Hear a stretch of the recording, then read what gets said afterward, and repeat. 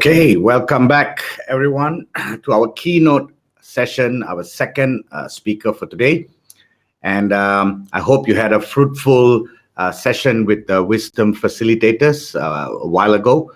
And our keynote speaker for today, our second keynote speaker for today, she's a trainer, a facilitator, and a consultant with 15 years of training and facilitation experience in the areas of culture, diversity, bridging generational gaps, communication, including interpersonal skills, and corporate culture transformation.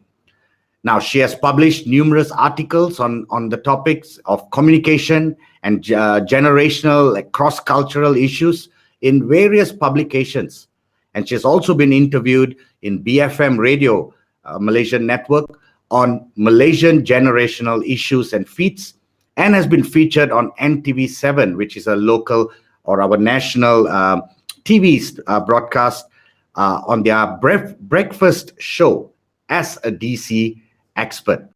And today, she's going to be speaking to us on the topic of developing diversity in leadership, the key to building resilience to thrive in post-COVID. Now, being the pioneer also of Colored Brain in Malaysia, she's a certified master trainer in DC, a change mentor, and a prolific speaker. Let us now welcome Lily Lau to the stage. Let us give her some love and applause by clicking the reactions button at the bottom. All yours, Lily. Hello, hi. Thank you, Hello. Davidson, for inviting me to this event, and thank you for the blessing, nice words of introduction. Thank you very much. Yeah, and good day, good afternoon, good morning, depending on where you are, ladies and gentlemen, and welcome to this event. And I'm honored to be here in this event today, and also I'm one of the speakers. Right now, as per what is being said by Davidson, right, I'll be talking about diversity in leadership, and especially now, we are in this current COVID situation, and the more we need to build resilience because we don't really know how long more this is going to last. Okay, so I shall share screen and start my session. Okay, I assume you all can see my screen, right? Okay, let's quickly get things going. The key point here is developing diversity in leadership. And earlier just now, we have heard what was presented by Dr. Sanjeev. And whatever that he presented just now, it is, it's just like my session and his session just fall in place, because he is talking about Plan C, which is about the culture part, and he talks about that is the heart of the company, of the body, right? So my session here, which is, looking at how he have presented and his content, it falls under part of this Plan C, because it is about developing the diversity and inclusion culture, right? Which is highly needed now due to the current, pandemic situation, right? It has been more than 1 year already, right? We went into this whole global pandemic since March last year. So we are already in 16 months, right? So the question here is there a light at the end of the tunnel, right? Or rather, how long more is the tunnel going to be, right?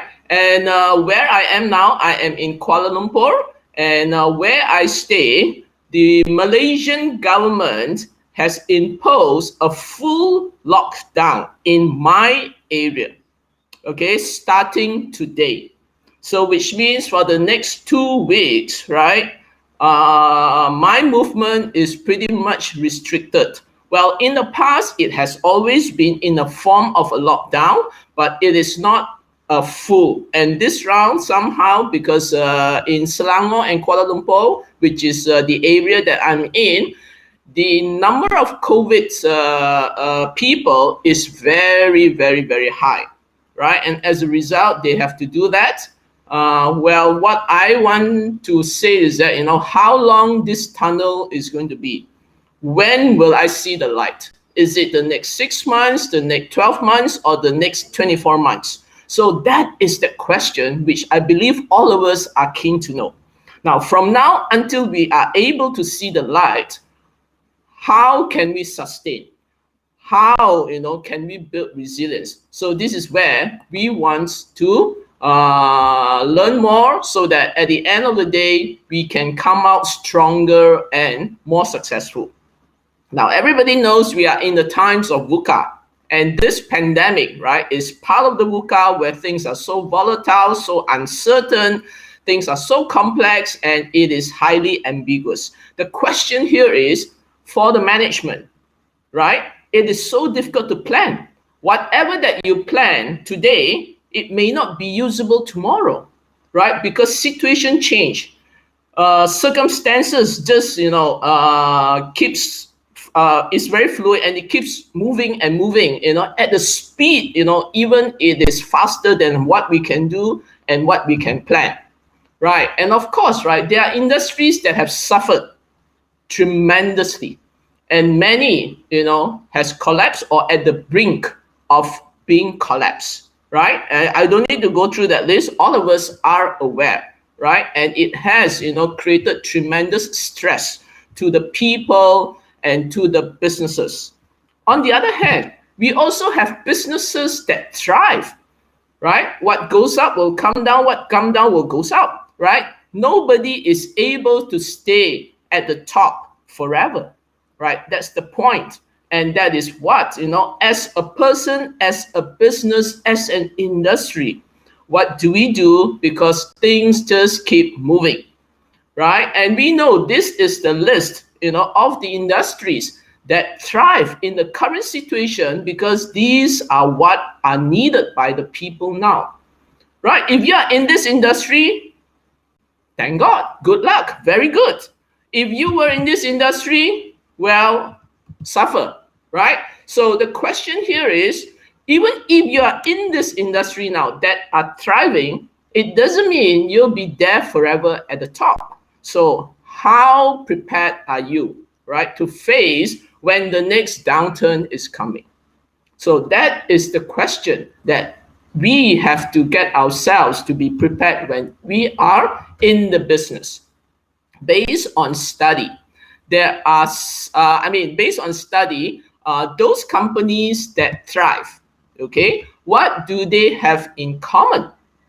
And according to the report here, these are some common traits, right, that are being discovered. They have the flexibility, they have the creativity and innovation.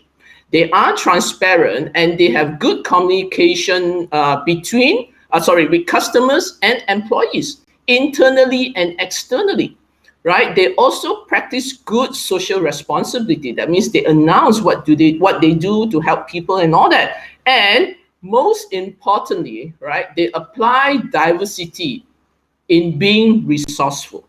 So today, my theme of my presentation is certainly on diversity, right? And that's where I'm going to go in deeper, right? So here, right, you require a leader who is resilient, definitely, right? Without being resilient, how can you sustain? You require a person who is agile with capability to take fast action, who is able to handle crisis, who is authentic and live by by leaders and employees who feel that they are part of it. Right. Now, hang on here, right? What I would do, sorry, I have forgotten that I need to do a poll here. Okay, ladies and gentlemen, I would like to do a quick survey. What happened to your business due to COVID? Yeah. Can you quickly answer, right? Whether there are, A, B, C, or D, or E, right, in the survey, right? So that we have an idea what is happening. Okay, now based on the results of the poll, 37% answered somewhat improved. Also, 37% answered somewhat affected, right? And 25% answered severely affected, right? So this is based on the input by the people who have responded. Thank you very much. And that gives us an indication, right, what is happening to everybody. Okay, come, let's continue again. So as a result, right, for those who are severely affected or somewhat affected, right, that's where you need to quickly rethink what plan, right? Based on Dr. Sanjeev, that's plan C, right? Whatever it is, we need to do something because we do not know how long more this COVID is going to affect us, right? And how do we sustain and build resilience? So that would be the point of where we want to go in. Now, based on study, during such time, diversity and inclusion is considered as a way, okay, that can help you to sustain. However, it is being acknowledged or regarded that this is as non-essential, nice to have. Right now, when the Malaysian government imposed the lockdown here, they categorize, the essential and non-essential industries. Those which are essential get to operate, and those which are non-essential cannot operate, right? That's the terminology for it. So in a normal context, during such situation, a lot of the management and businesses would think, this diversity and inclusion is something that is nice to have. Now, the key point here is based on study, right? It can help you to thrive. And the question here is how, which I'm going to give you some perspective in this short presentation here. And before I go into that, of course, we need to understand what is diversity and inclusion, right? And with that, I will do a quick poll. Okay, the poll is closed. And okay, based on results, right? One person answered that diversity and inclusion is a dimension used to differentiate groups and people from one another. You are correct. And the rest of the people answered all of the above, which means all of the options that I gave you here, A, B, and C, they are all correct, right? So diversity is a very, very wide definition here. And let me go in just to share a little bit more so you have a greater perspective to understand what it is. Right, so it is a broad term that can be used to differentiate different groups or people one from another. Right now, for example, in Malaysia, we are a very diverse country. We have people from many different ethnic groups, right? The three major ones are the Malay, Chinese, Indians, right? And of course, we have, other minorities, for example, the Kadazans, the Duzuns, those who are from Sabah and Sarawak, right? All of them form what we say, the Malaysians.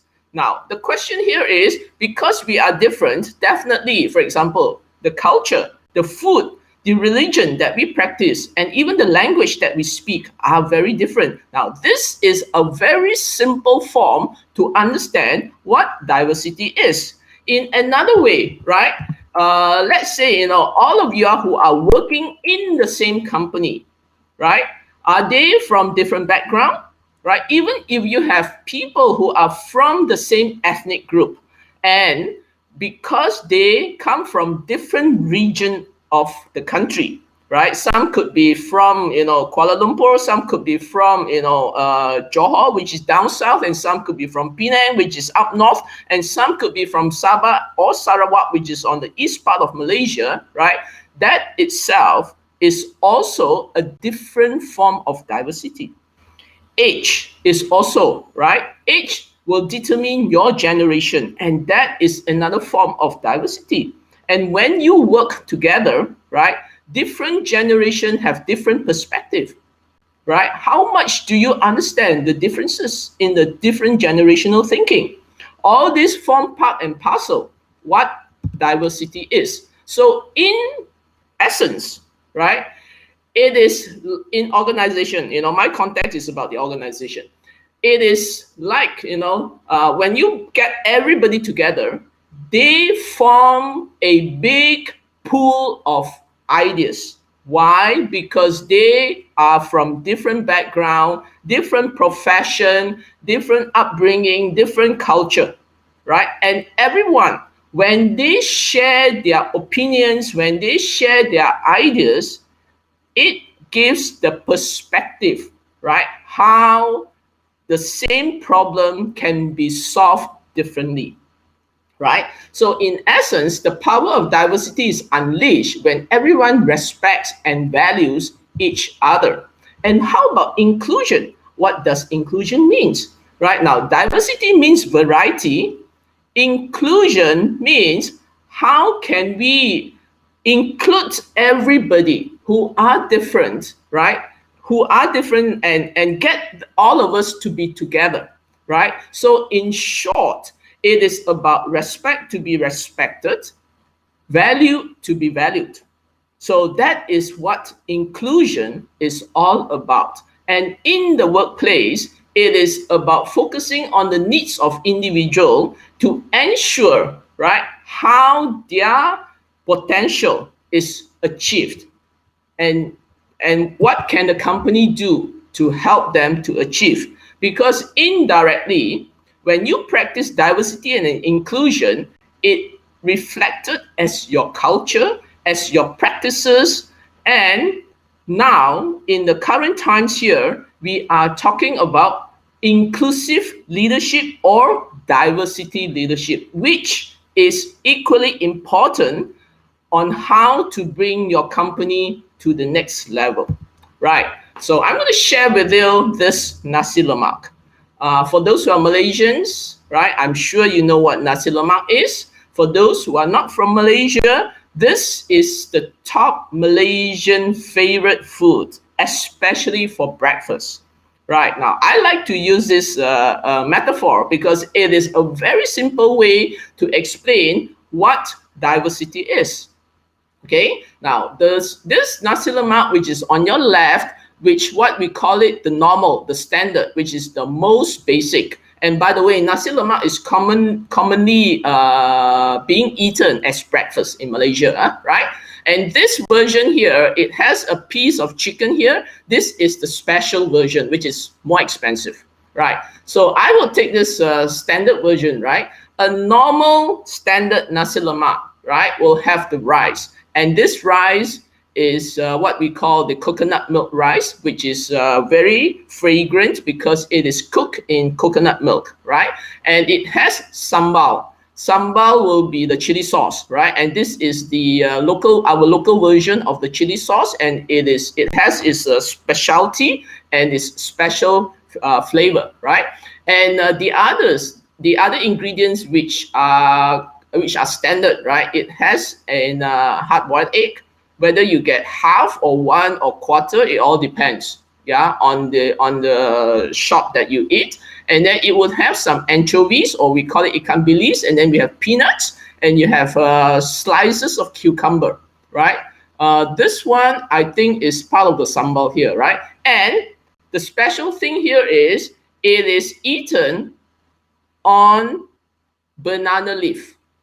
When you have banana leaf, it gives the added flavor, right? Now, question. The key thing here is, why do I bring this up? Why? Because it represents diversity and inclusion, right? Now, the diversity here means is that you need every single item, right? Every of this item, which they are very different, they have their own unique flavor, nutrition, whatever you call it, right? For each purpose to be part of the nasi lemak, right? And each of this, I call them, right? They represent a part of the diversity. And when you eat it, right, you need to mix it together, right? Especially the sambal with the rice, right? And that's where you get the flavor. The combination of it gives that special taste, right? And you cannot be eating, the rice separately and the sambal separately. It doesn't really make sense. And that's where we need to mix it. And this is our culture, right? When you do that, that is inclusion, because you need one or the other to get it and give you the best tasty nasi lemak. So that is, my version, how I use this to tell people what is diversity and inclusion. Now, this salad, right, is the normal, I would say, the textbook context, which you will get it when you just check it out, right? Now, this bowl here of salad, they are vegetables, right? However, they are being arranged, right, next to each other. That forms the diversity, right? In general, diversity will represent the compliance or the complexion, right? Which consists of the gender, the race, the ethnic, the religion, the age, blah, blah, blah, right? Which is pretty standard. And that is the compliance or the complexion. And how about this bowl here, right? They are all mixed together. Eat likely is going to be 2 or 3 types of vegetables mixed up, and you're going to eat it together, right? Here you can eat it in isolation, right? So what does this inclusion represent? In general, the culture, right? The mix, right? If you look at the iceberg, this is the top of the iceberg, this is the bottom of the iceberg, right? And that's what it means here. Now, so when you put these two together, right, diversity is the mix, and it represents the what. Okay, the other word that I use is the hardware, right? Because that is the external, right? Who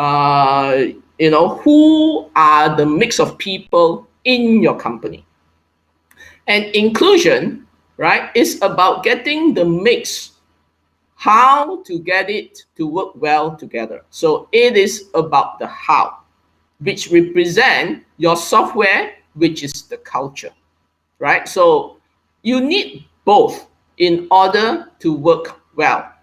Now, why do I bring this up? Because in current VUCA times, diversity and inclusion is one of the factors that can bring you or sustain you, right? Or create that resilience in you. And what happened here in general, right? Most companies may be diverse but not inclusive, or inclusive but not diverse, right? Just like what Dr. Sanjeev said, you have plan A, plan B, right? A lot of companies are in A, some are in B, right? Very few are in C, right? And this is where we need both, right? Diversity and inclusion forms part of the culture. Now, why does diversity matters now? Based on study, right? If you look at this chart here, right, this is a study where they compare between homogeneous with diverse group, and they look at the results. Sorry to interrupt. I think your slides are not being shared at this point. Oh, wow, that's bad. Okay, hang on. Let me just for this last few moments. Yeah, so you can just continue sharing from now. No worries. Okay, just tell me if you don't see it. Can you see it, Dave? Not yet. Okay, all good. Good. Thank you. Now, this is a study where the researchers compare between the performance between the homogeneous and diverse group, and what kind of outcome can these two different groups give you. Right now, if you look at homogeneous group, that means they are the same background, right? Whether the same culture, same ethnic, it doesn't matter, homogeneous, right? When they are together and when they perform, yes, they can perform very well, right? However, there is only to a certain limit, right? If you look at this chart here, it is only so far they can go. Why? Because they may not be very, very creative. Their creativity is only up to a certain level because everybody is from the same background, right? That is one example that I'm quoting. Whereas if you look at a diverse group, right, the amazing thing here is that you have to be very careful how to deal with them. They can make it or break, right? And you must know how to deal with it, right? If you do not know how to deal with it, yes, this diverse group can give you a negative outcome because they are diverse, they do not know how to work well with each other. So here we are looking at the negative side, and it is unfortunate if that happens. Now, what we want here is this, right? Where a diverse group can give you a much further, much higher level of performance when you compare to just the homogeneous group. Why? Because, right, they leverage on each other. There are so much power within them that they tapped on each other, and as a result, right, if you look at here, they outperform. So in current situation now, in this VUCA environment, right, we have to do the same thing. I mean, you have to do your business in different ways now, right? Don't you need new ideas? Don't you need to have, to look at things out of the box? How can you continue and sustain your business, but in different ways, right? Everybody knows you have to pivot to online. But can every businesses be pivoted online? I don't know. There could be some which may need to do more work, right? So based on some studies here, there are lots of proven data to show you why it is very beneficial to go into the diversity and inclusion aspect, right? Now, companies with diverse teams are more likely to, based on study, right? Their market share improved by more than 45%. If you look at the figure, they are so tempting, right? 45%, it is a lot. And here it shows that they have the capability to capture more than 70% of a new market. This is amazing, right? And companies with a more diverse leadership teams report that they have higher than 19% innovation revenues, right? These are all very positive figures.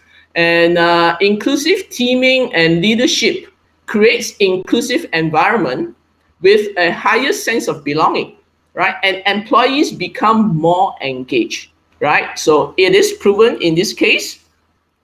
And as a result, they are more than 50% productive, and they contribute, okay, more than 3.5% to their full innovative potential. Now, this is all doable if we have a good diversity and inclusive culture, right? And this form part and parcel of what Dr. Sanjeev said. It is all of the culture, right? Which is doable, right? So do you agree with me that D&I can be a critical differentiator to weather this COVID-19 storm? And with this, let's quickly do a poll, yeah? And let's see, what would you all say on that? Now, based on the response that is given, 100% of the people here agreed that D&I can be a differentiator. Thank you very much for your response. Yeah, and let's continue. Okay, thank you very much. And let's move on. Let's just explore a little bit what is diversity leadership. Okay, obviously, it is about managing diversity, right? It addresses how leaders at all ranks and organization levels shape the impact of the diversity dynamics in teams. And these dynamics are triggered when people categorize themselves based on diversity-related identities in ways that affect how groups communicate, develop trust and cohesion, right? And it is about promoting inclusiveness in the workplace. Then you have the other word, inclusive leadership. What's the difference? If you ask me, they are the same and they are used interchangeably. Some leaders or some gurus, they use diversity leadership, and some gurus, they use inclusive leadership. All in all, right, it is about embracing diversity and inclusive as the culture. And then you practice it, and it helps you to develop what the whole culture it to be. And what are the key traits of a diversity leader, right? There are 6 based on the study here. Number 1, you have to be curious. Why? Here is about knowing more, finding out more about people to help you to understand better what's underneath. Now, it may require to have, to understand the unconscious bias and all that, so that you are able to make better decisions. And to link with that, it is about having cultural intelligence, right? So you need to understand, the cultural dimension, the different types of behavior. Is it about equality, or is it about hierarchy? Is it about low context communication or high context communication? All this gives you the cultural intelligence. Here, nobody is wrong. It's just that all of us are different, and you must understand, the differences, and that helps you to make better decisions, right? And definitely, we need to collaborate. The key word moving forward now is about working together, right? And it requires you to have the commitment, and it requires you to have the courage. The courage here means, right, to tell somebody, right, even when you feel that they are not right, that kind of thing. So it is about having that courage, or to do something that may not be highly favorable by other people, but because it is about being inclusive, you need that courage to do it. And lastly, it is about having that cognizance, the alertness, the thinking skills, right? How you can move on and make the difference. So that is the 6 traits of a diversity leader. And what are the benefits? It makes people performing higher at least by 17%, right? And it makes 20% more high quality decision. And you get 29% more report behaving collaboratively. And lastly, this is very, very impressive, 10% improvement in perception of inclusion increases work attendance by almost 1 day, a year per employee, right? And that helps to reduce the cost of absenteeism. Now, can you imagine 1 person per year per employee? If you have 1,000 employees in your company, what kind of figure would that be translated into, right? People who are in the HR, this is a huge differentiator. And definitely it is something that you can think about it. And a diversity leadership promotes, right? We talk about innovation. And yesterday, Arthur did talk about, having fun. And how do you gamify it? Gamify your work processes. The whole gamification requires you to be innovative.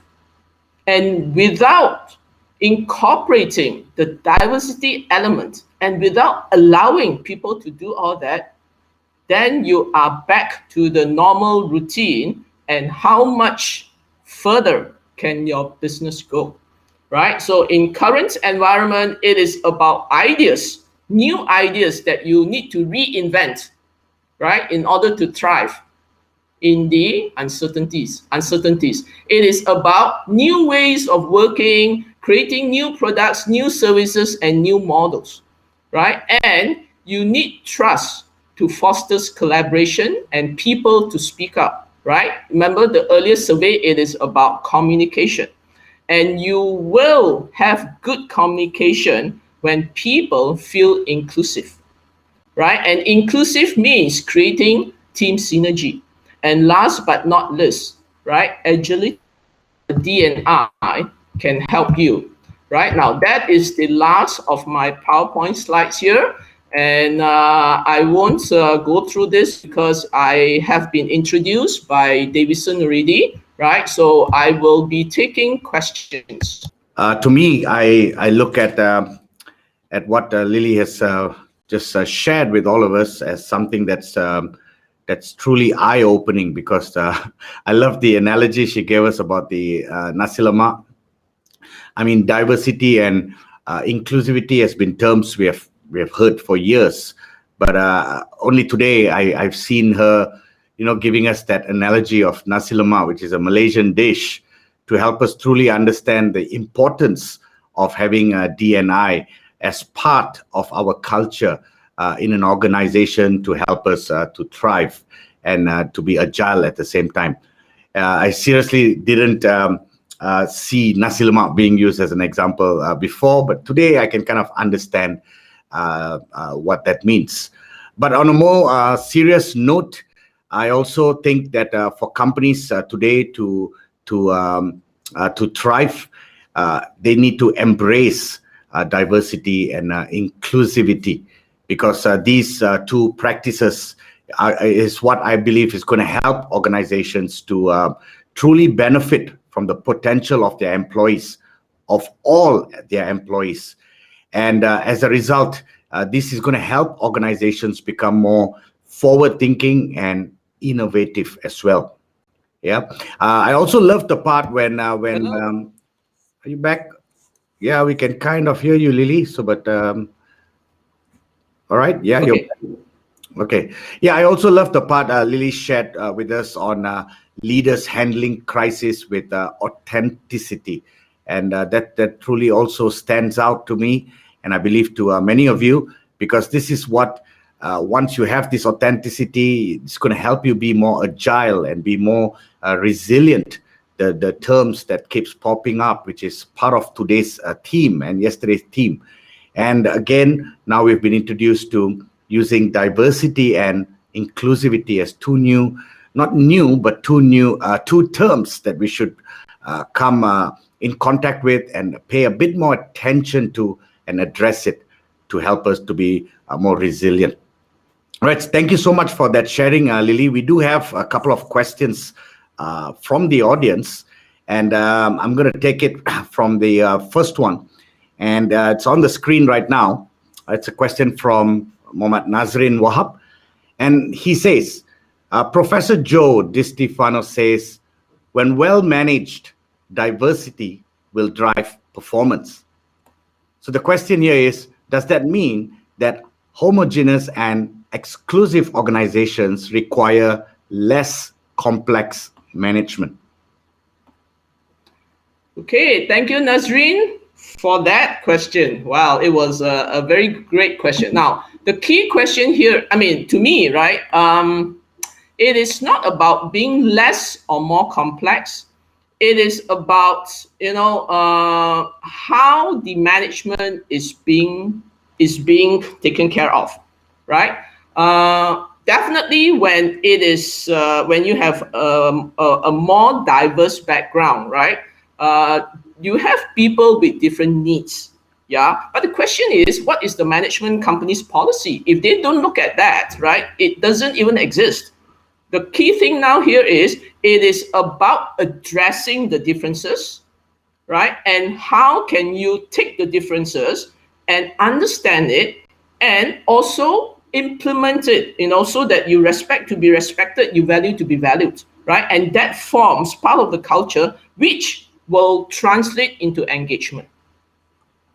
Yeah. And once if the staff and team members are more engaged, right, That's where, people will work harder and they are more motivated. So that is the key point here. So in a homogeneous situation, right, when they are not diverse, you can still implement, the engagement. It's just that they are just from less things to take care of, right? More or less people are the same and that kind of thing. That would be how I address your question. Yeah. Right. Thank you. Thank you for that, Lily. We have a couple of questions actually from the question section, and I will highlight these questions on the screen for you to also read. Dr. Sanjeev has asked, what is the optimum and intelligent level of diversity and inclusion, as ultimately on account of D&I, meritocracy can't be substituted with mediocrity, which will be counterproductive in the current times. So I guess the question is, what is the optimum and intelligent level of diversity to apply where D&I is concerned? Okay, now I was halfway through. I was just halfway through, answering that a while ago, and what I want to say here is that, in fact, diversity and inclusion, especially on inclusion, it can be applied in many ways in your companies. A simple way could be, right, when you are having your weekly meetings or monthly meetings or regular meetings for that matter, right? How do you really conduct these meetings? A lot of the meetings that I heard, right, the management take that as a scolding platform, right? Every week, because that's the time they meet their team members, and they will be like going through and try to tell them this you have not done, that you have not done, and they don't allow people to speak up. It is like a one-way communication, right? Now that simple thing, if you can just change it into a real brainstorming or open discussion, that is a way of practicing inclusion. Of course, you got to create the environment where people feel safe. Now, that is about culture, and it is about how do you transform into that. And that requires behavioral change, which, you need to understand, right, what you are doing now and where you want to go, right, that kind of thing, which, of course, if you, engage us, people like me or, our DC team members or Dr. Sanjeev, we are able to help you to address that. Yeah, okay, I hope that will help you to answer the question. Thank you for that response, Lily. With that response, I think it nicely blends into the next two questions that we have, which are more of the how-to questions. So we have a question from Haja Hamid, which should be on our screens right now. And she says, how do we cultivate awareness in the people about D&I in the simplest way? And she goes on to say, like, the first thing we should do next and so forth. So I guess it's a question of just how do we now do it? Okay, thank you, Haja, for the question. I mean, to me, it's about creating awareness. That would be the very, very simple first step, right? You must have that awareness maybe up to this point. Now, in general, right, I am speaking for Malaysians, right? In general, Malaysians do understand what diversity means, right? And we are in diversity. However, a lot of people do not really understand what inclusion means. Yeah, so it is like half the battle is done, right? We know what diversity is, then just expand, right, on the meaning of inclusion. What does it require to take one more step, right, in order to embrace inclusion, right? Now, it can happen in many forms. For example, people talk about, equality, right? Now, do you get equality in, for example,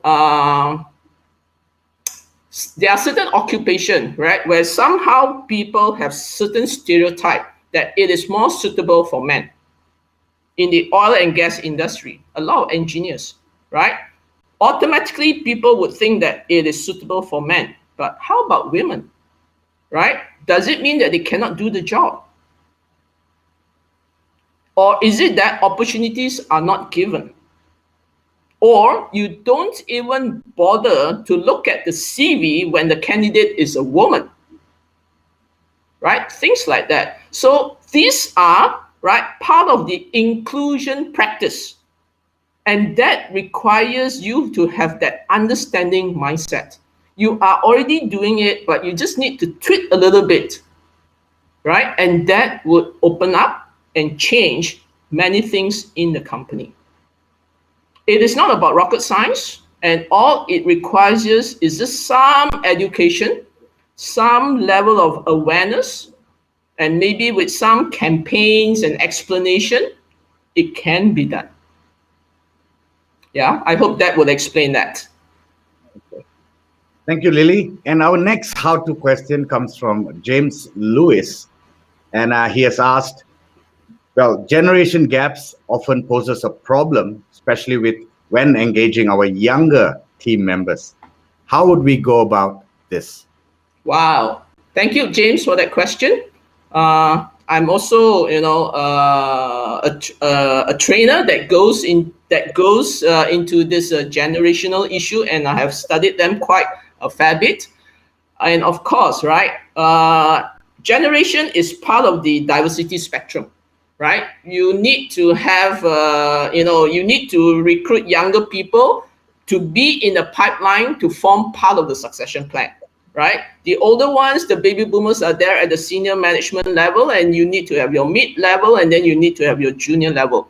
Now, the key point here is people have the thought, their opinions about the Gen Y and now even Gen Z, those who are already at the workplace. They often have the opinion that they are the troublemaker, or they have certain attitude issues. The key question here is, have you fully understood about them, right? Where they come from. And a lot of these Gen Y and Gen Z, right, they also do not fully understood about the baby boomers and Gen X. So it is like father, son, that kind of generation, right? As a father, right, you have certain thoughts or expectation about your son.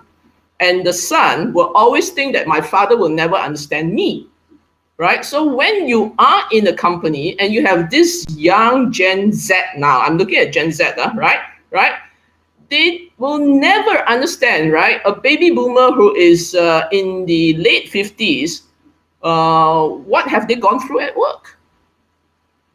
The key point here is about building the common ground. Have a good communication, intergenerational communication, to make the baby boomer understand where they come from, and the Gen Z or the Gen Y also need to understand why baby boomers or Gen X insist things to be done in a certain way. Right now, nobody is wrong. Baby boomers and Gen X, right, have proven themselves. Some of the things that they have done are successful, right? Which all of us do acknowledge that. However, in the current pandemic situation, would your method be able to sustain this challenge? Isn't it time to rethink, right, and expand further, which your Gen Y and Gen Z will give you the input? And this is what I meant, you need to have that understanding and come to a common ground, right? And once if all these 3 or 4 generations are able to come together, you can reinvent your business. That would be what I thought the answer should be, yeah? Thank you, Lily. We have 2 final questions, and we have 4 more minutes before we end this segment. So the 2 questions, one is another question on a how-to question, And the final one is a question more about, I think, ethics, where diversity is not just ethics, but values, I would say more like. Right. So let's see. The first question is from Fatima, and she's asking if there is a specific tool that HR can use to measure diversity and inclusion, regardless of the nationality or the age, or even diversity in management's mindset. A tool that can help us HR leaders to measure these things. Okay, thank you, Fatima, for that question. Certainly, I am in this field, and I am still exploring actually whether are there any tools. I can't give you anything in specific now. There are tools that measures culture. That one I do know, and whether to what extent can they measure diversity, I cannot answer you at this juncture. Yeah, so that would be my answer. Yeah. Okay. Yeah. All right. And what's the next question? Our final question comes from Mohammad Nazrin again, and he's asking, how much is D&I tolerable? So I think it's more of a values question. For example, if the company policies determine a specific dress code or target a particular customer profile and require that their frontliners create comfort by fulfilling customer expectations. For example, the policy says no tattoos or no torn jeans. So how does that fit into accepting them in terms of having diversity or having inclusivity in your policy? Okay, that's a very good question, Nazreen, right? And I believe as a whole, I'm only speaking, in terms of Malaysia or some part of the Asia, right? Where the mindset or the expectation is still a little bit traditional, right? If they are of that path, accepting tattoos and all that, right, is a no-no thingy, right? And that's where the Gen Y and the Gen Z, right, that they find it is like, unacceptable. What's wrong with my tattoo? Yeah, things like that. So this is where it still requires awareness and education, right? And of course, it also depends on the industry. Now, certain industry, you can be a little bit more relaxed in your dress code, but some industries is like, they definitely insist on fully groomed, that kind of situation, especially those who are in the hospitality, right? If you do not need to face the customers, I think people are a little bit more relaxed. It's like they allow people to wear a rather casual, smart casual, not to be a fully, working clothing, but to come in torn jeans. I think that only happens if the company is fully a Gen Y, right? A normal baby boomers mindset may not be able to accept that for the time being. That would be my answer. Yeah. So it's still, it requires time to go into those type, and maybe when baby boomers retire, and then when you have the more, open-minded Gen X to take over on the Gen Y to take over, that will change it. So to me, that is a timing issue. Okay. Yeah. Thank you so much, Lily. And incidentally, we have also come to the end of this session. We are right on mark at 3:30.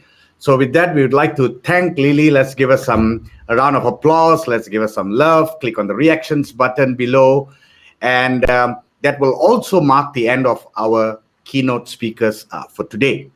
And remember, again, we have another 30 minutes that you can use to go to your Wisdom Facilitators table after this. And for the next 30 minutes, get into one of the 8 tables and learn as much as you can from our 8 experts. Let me remind you that these are all industry experts, so do take advantage of the tables that are open at the lounge. Yeah, Lily will also be available at the Culture Dynamic booth if you'd like to speak to her personally. She has some spectacular offers for you just for today. She has a 15% discount, And so do go there to get it and speak to her. And if you have any questions that you would like to pose to her personally. Yep. So thank you all. And I will see all of you back here at 4 o'clock for the final panel discussion. And we are going to have 4 amazing and dynamic speakers who are going to be discussing ways in which you can create a high-performing virtual team, a topic that is close to my heart as well, and something that I certainly want to learn from, especially during this pandemic. So enjoy yourselves for the next 30 minutes. I will see you back at 4 p.m.